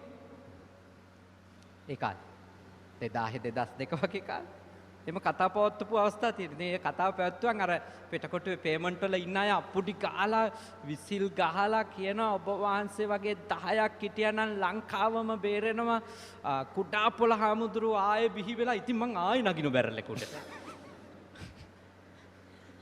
වජිර තේරුම් ගන්න. ඒ කියන්නේ ප්‍රතිචාරය දක්වන මිනිහා කියන මිනිහට වඩා මෝඩෙක් වුණොත් කියන මිනිහා අන්ත මෝඩෙක් වෙලා නවතියි. ලනුවම ගිලිනවා ඊළඟට. දැන් හොඳට තේරුම් ගන්න. ඔබට පුළුවන් දේශකයෝ නිවැරදි කරවන්න. ඒකයි මට කියලා දෙන්න ඕන. එක්කම අවසර දෙන්න මේ ඒකටම සම්බන්ධ කරගන්න පුළුවන් අපිට ඊළඟ අදහසක්. දැන් කියපු දේවල් කවුරු හරි කිව්වොත් දැන් බුදුහාමුදුරුවෝ කියනවා තමන් වහන්සේ කිව්වත් පිළිගන්න එපා. රහතන් වහන්සේලා කිව්වත් පිළිගන්න එපා. මහා සංඝරත්නය කිව්වත් පිළිගන්න එපා. ඇයි එහෙම කිව්වේ? ඒ පිළිගන්න එපා කියන කතාවේ ඒ අදහස තමයි පච්චත්තං වේදිතබ්බෝ. ඒ කියන්නේ අන්ධෙක් වගේ පිළිගන්න එපා කියලා කියලා. ප්‍රත්‍යක්ෂ කරගෙන පිළිගන්න. ඒහි පස්සිකෝ ඇවිල්ලා බලන්න. ධර්මය ගැන කියන්නේ එහෙමනේ. ඇවිල්ලා බලන්න. පණිවුඩේ ගැන කියන්නේ ඇවිල්ලා බලන්න. ඇවිල්ලා බැලුවටම පේන එක පේන එකම නෙවෙයි ඇත්ත එක. ගොඩක් අපිට පෙනිච්ච ඒවා ඇත්ත මේවද? අපිට පෙනිච්ච ඒවට වඩා වෙනස් දේවල් තිබුණ නැද්ද? අපිට ඇහුණු ඒවමද ඇත්ත මේවා? නේද? එහෙම වුණා නම් මිනිස්සු විවාහයෙන් කාලයකට පස්සේ කියයිද මම රැවටුණා ඔය මිනිස්සයාට කියලා? පෙනුණු ඒවා නම් ඇත්ත මේවා. ඇහුණු ඒවම නම් ඇත්ත මේවා. ඒ කියන්නේ මොකද්ද? පිළිගන්න හෝ ප්‍රතික්ෂේප කරන්න කලින් නුවණින් විමසා බලන්න. නුවණින් විමසා බලන්න. පච්චත්තං වේදිතබ්බෝ ප්‍රත්‍යක්ෂ කරගන්න. අර චුල්ලහත්තිපදෝපම සූත්‍රයේම තියෙන්නේ. ඇත් අඩි දැක්කට ඇත්තු ඉන්නවා කියලා පිළිගන්න එපා. නේද? ඇතා දැකලත් ඒ ඇතාමද කියලා හරියටම අඳුන ගන්න. ඊළඟට පිළිගන්න. පරම්පරාවේ ආපු හොඳම අදහසක් මේක. ඒම පිළිගන්න ඕනේ නෑ. හැබැයි විමසන්න. තර්ක කරන්න. ඒක ගැන සාකච්ඡා කරන්න. නැවත සිහි කල්පනාවෙන් ඉන්න. කොටින්ම මම නම් කියන්නේ Taman ඒක ප්‍රැක්ටිස් කරලා බලන්න. පිළිගන්න හෝ ප්‍රතික්ෂේප කරන්න කලින් ධර්මේ නම් එහෙමයි. අනිත්‍යද නැද්ද කියලා පිළිගන්න කලින් බුදුහාමුදුරුවෝ කිව්වනේ අනිත්‍යයි කියලා ඔක්කොම. එහෙම පිළිගන්න එපා. එහෙම පිළිගන්න එපා. ඔබ බලන්න ඔබේ රූපය අනිත්‍යද නැද්ද කියලා. ඇස අනිත්‍යද නැද්ද කියලා බලන්න. කන අනිත්‍යයිද නැද්ද කියලා බලන්න. ඔබගේ අත්දැකීමද? ඇහැට පෙනිච්ච රූප අනිත්‍යයිද නැද්ද කියලා බලන්න. කනට ඇහිච්ච ශබ්ද අනිත්‍යයිද නැද්ද කියලා ඔබ බලන්න. ඔබ සිහිනුවණින් බැලුවට පස්සේ ඔබට වැටහෙනවා නම් ඇත්ත නේනම් මගේ ඇහත් වෙනස් වෙලා මට පෙනිච්ච රූපත් වෙනස් වෙලා නේද කියලා පිළිගන්න එතකොට. හාමුදුරනේ මේ විමර්ශනය එහෙම නැත්නම් විමසීම තමාගෙන් විමසීම යම්කිසි සිදුවීමක් ඒ වගේම යමන්ට කියන දෙයක් තමන්ට ඇහෙන දෙයක් තමන් එක්ක තර්ක කරමින් තමන් සමග විමසමින් කටයුතු කරන එක කොයිතරම් දුරට වැදගත්ද ජීවිතේදී මා කියන්නේ මේ කියන දෙයට විතරක් නෙමෙයි සමහර ලාවට සිදුවීම් සිද්ධි මේ සියලු දේවල් එක්ක මේ මුලාවේ නොවැටී සිටින්නනේ බුදුහාමුදුර අපිට උගන්වන්නේ. එතකොට මේ මුලාවේ නොවැටිලා ඉන්න කොහොමද අර නැවත නැවත විමසීම අපිට උදව් කරගන්නේ? ඔව් වජිර ඒ කියන්නේ තමන් නුවණින් විමසා දෙයක් ශ්‍රවණය කරොත් තමයි පණිවුඩයක් ඇත්ත වශයෙන්ම පරිපූර්ණ වශයෙන් ග්‍රහණය කරගන්න පුළුවන්කම ලැබෙනවා. පරිපූර්ණ වශයෙන් පණිවුඩේ අවබෝධ වෙන්න ඒ දේශකයා ගැන හෝ දේශනාව ගැන ආසාවෙන් උමතු වෙලා ඇහුවත් බෑ. තරහෙන් උමතු වෙලා ඇහුවත් බෑ. ඒ කියන්නේ අන්ත එකක් හරි නියෝජනය නොකර තමයි අපි අහන්න ඕනේ. එතකොට අර කියන්නේ පබ්බතට්ටෝ බුම්මට්ටේ කියන්නේ පර්වතයක් මුදුනට ගියපු එක්කෙනාට ඒ හාත්පස තියෙන ගෙවල් දෙකක අය ඇතුළට යනවත් පේනවා ඇතුළට එනවත් පේනවා ඒ ගෙදරින් මේ ගෙදරට යනවත් පේනවා මේ ගෙදරින් ඒ ගෙදරට යනවත් පේනවා. මොකද එයා උඩ ඉඳන් බලන්න. කියන්නේ තමන් මුසපත් වෙලා දෙයක් බලන්න පටන් ගත්තොත් තමන්ට ඒක හරියටම ග්‍රහණය වෙන්න තියෙන ඉඩකඩ අඩුයි. ඒකයි අහද්දී සතිය පිහිටුව ගන්න කියන්නේ. සති සම්පජඤ්ඤය ඕනි කියලා කියන්නේ දේශනාව. සිහිනුවණින් අහන්න ඕන. තටම නුවණින් විමසලා අහන්න ඕන. ඒ කියන්නේ ඕනවට වඩා අර තර්ක කරන ඒ හැඟීමම නෙවෙයි මේ කියන්නේ. නේ. එතකොට සමහරව අහන්නේ ප්‍රතික්ෂේප කරන්නම බලන්නේ වජර. එතකොට පළවෙනියෙන්ම ගත්තු අදහසේ ඉඳලා වෙලා ඉවරයිද? නෑ තව තියෙනවා. තව විනාඩි 8ක් විතර තියෙනවා. තව විනාඩි 8ක් විතර තියෙනවා. හරි. එතකොට මේ ඒ කියන්නේ අර සමහරව අහන්න පටන් ගන්නෙ තමන්ගේ නිගමනේ ඉඳලා. ඒ කියන්නේ හිතනවා මෙයා නරක එක්කෙනෙක්. ඊළඟට අහන්නේ අර තමන් ඉන්න අදහස තහවුරු කරගන්න ඕනේ. නරක බව තව කන්ෆර්ම් කරන්න. එක්ක හරිම හොඳ එක්කෙනා කියලා ඔලුවට දාගත්තට පස්සේ අහන්නේ මොකටද? අර හොඳයි කියන එක තහවුරු කරගන්න විතරයි අහන්නේ. ඒකට පණිවුඩේ තේරුම් ගන්න නෙවෙයි අහන්නේ. එක්ක නරකයි කියන එක තහවුරු කරගන්න මිනිස්සු අහන් ඉන්නවා. එක්ක හොඳයි කියන එක, ඒ කියන්නේ තමන්ගේ කැමැත්ත තහවුරු කරගන්න හරි, තමන්ගේ අකමැත්ත තහවුරු කරගන්න හරි අහන් හිටියොත් ඒක නිවැරදි අහන් ඉඳීමක් නෙමෙයි. ඒකෙන් එයා මුලා වෙනවා ඇත්තටම. මුලා වෙනවා. එයාව ගලව ගන්න කාටවත් බෑ. මොකද එයා අහන් ඉන්නෙම වසඟයකනේ. මම ඔබට යෝජනා කරනවා කැමැත්තේ වසඟයෙන් අහන් ඉන්න එපා. අකමැත්තේ වසඟයෙන් අහන් ඉන්නත් එපා.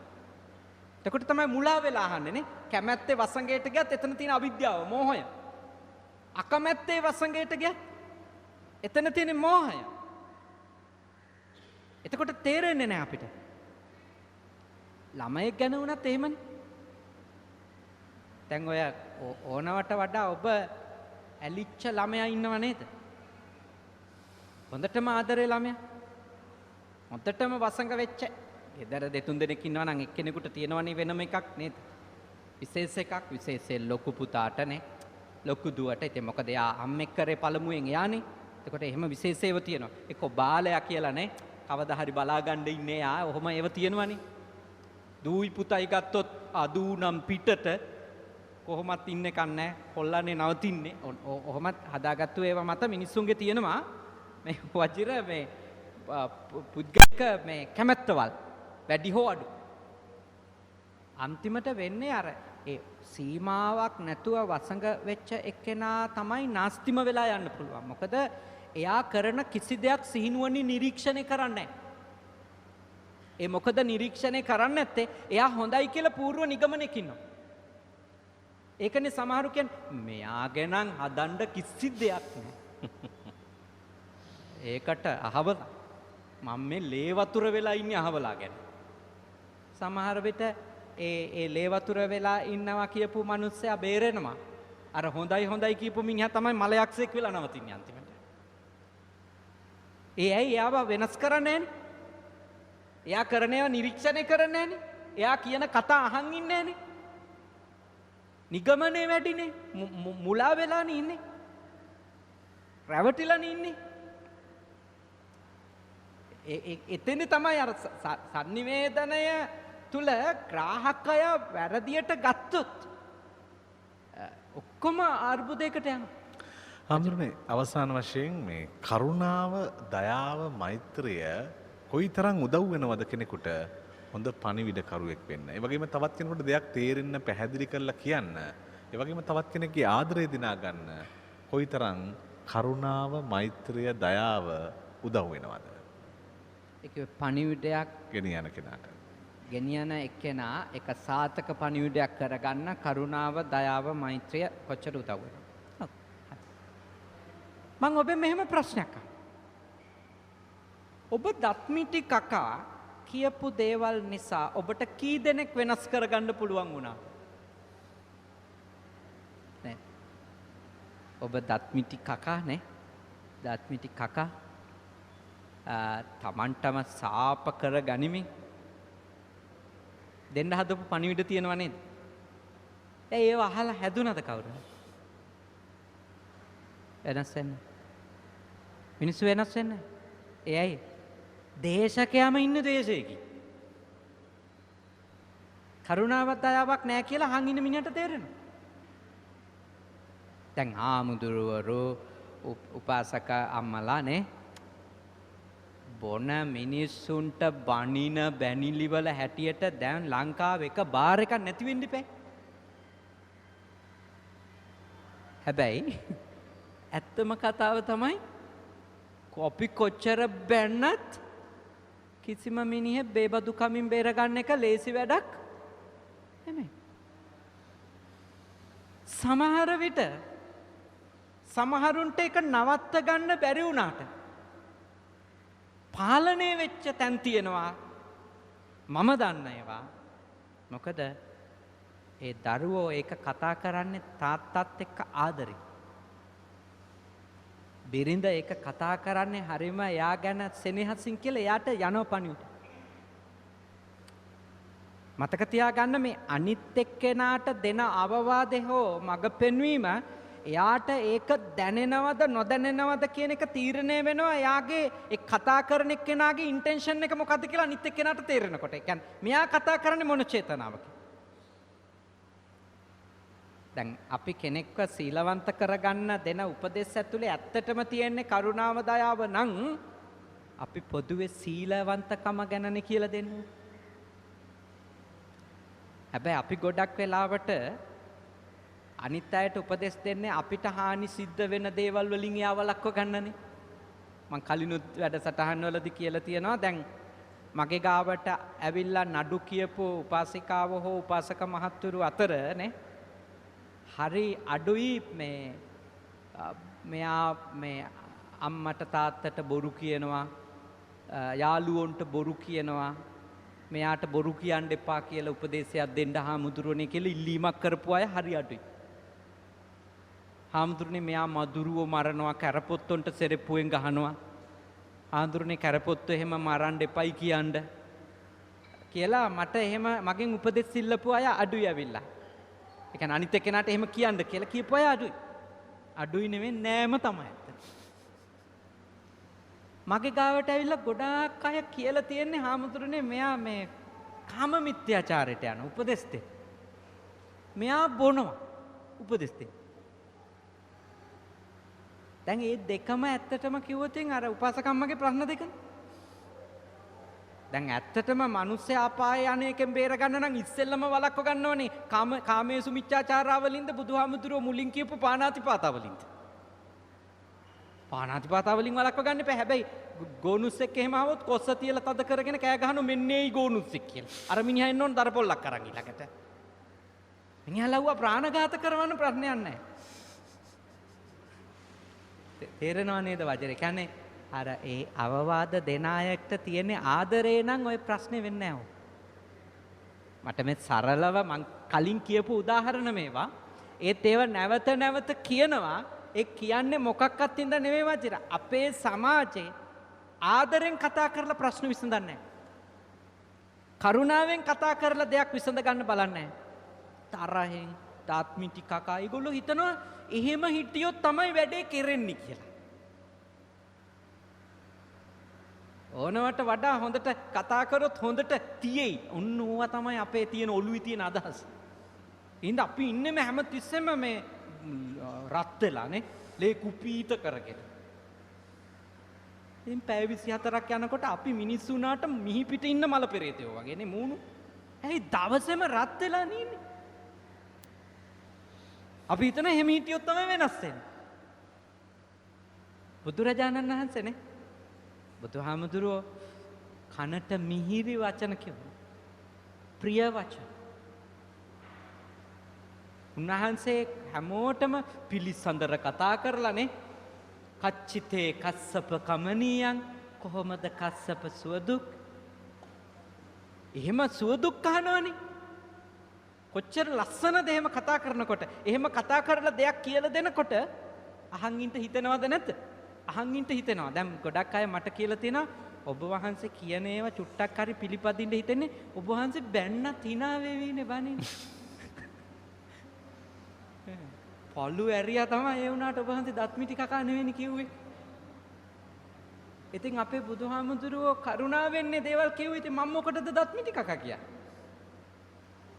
මටත් මේ මෝඩ ගතිය තාම එනවා. රහත් වෙලා නැහනේ. ඉටි ගමන් ඔය මගේ ගෝලයොත් එක්ක එහෙම වැඩ කරනකොට දත්මිටි කකා කියන ඒවා තියෙනවා. මටම පස්සේ තේරෙනවා අපරාධේ මම මහන්සි වුණා විතරයි මෙව්ව ටික ඉස්සරහා දත්මිටි කන්න ගිහිල්ලා කියලා.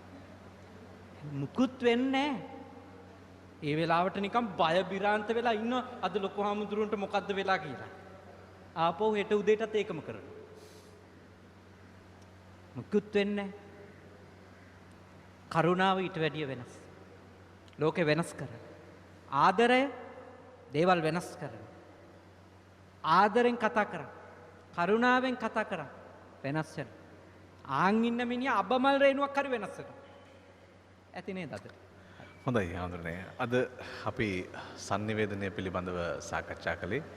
අපිට අතරමඟ වැසි බාධාවන් ආවත් අපි ඒවා කළමනාකරණය කරගෙන රූපවාහිනී කාර්ය මණ්ඩලය ඉතාම යොහුසුලුව ඒ කටයුත්ත නැවතත් අලුත් ස්ථානයක සිට අපට රැගෙන යන්නට අවස්ථාව ලබා දුන්නා. අපි ආරාධනා කරනවා පිරිකර පූජා කරන්නට නුගේගොඩ පදිංචි මනෝහාරි ගමගේ මහත්මියට සහ ගල්කිස්සේ පදිංචි දසුන් මාලක මහත්මයා ඇතුළු පවුලේ හැම දෙනාටම පිරිකර පූජා කරන්නට ආරාධනා කරනවා. අපි අද දවසේදී ධම්මසාරති වැඩසටහනේදී සාකච්ඡා කළේ sannivedanaya පිළිබඳව, බෞද්ධ sannivedanaya පිළිබඳව. sannivedanaya පිළිබඳව සාකච්ඡා කරමින් අදහස් හොයා ගනිමින් බුදුහාමුදුර අපට දේශනා කරපු උතුම් sannivedana මාර්ගයේ ගමන් කරන්නට අපට අවස්ථාව උදා කරගන්න ඉතාම වටින පොය දවසක් අද දවස. මොකද අද තමයි බුදුහාමුදුර තමන්ගේ ධර්ම sannivedanaya ඉතාම නිවරදිව සිද්ධ කරන්නට මුල්ම ධර්ම දේශනාව ප්‍රථම ධර්ම දේශනාව පවත්වපු දවස. ඒ නිසා අද වගේ ඇසලපුර 15ක පොහොය දවසක ශ්‍රද්ධා සිත් පෙරදැරිව යහපත් සිතින් කටයුතු කරන්නට අවශ්‍ය කරන පහසුකම් නිර්මාණය කරමින් අද බෙල්ලන්විල රජමහා විහාරස්ථානයේ සිට දවස පුරාම අපි විවිධ පින්කම් සිද්ධ කරමින් අපි මේ කටයුතු සිද්ධ කරන්න කල්පනා කරනවා. දවස පුරාම අපි ආරාධනා කරනවා බෙල්ලන්විල රජමහා විහාරස්ථානයේ මේ පින්කම් සමග නිරන්තරයෙන්ම රැඳෙන්නට දවස පුරාම රැඳෙන්නට ජාතික රූපවාහිනී සමග එකතු වන්නට ආරාධනා කරමින් අතුරුගිරිය ආර්ය නිකේතනයේ නිර්මාතෘ ඒ වගේම ආර්ය නිකේතන සංකල්පයේ නිර්මාතෘ ආචාර්ය පූජ්‍යපාද මාවර්ලේ බද්දිය ස්වාමීන් වහන්සේට සාදුකාර පවත්වමින් නමස්කාර පූජා පෙරදරිව අපේ ගෞරවයේ ආචාර්ය පිරිනම්මින් අපි ප්‍රධාන පාලක මැදිරියට සම්මන්තාව යොමු කරනවා. ඔබට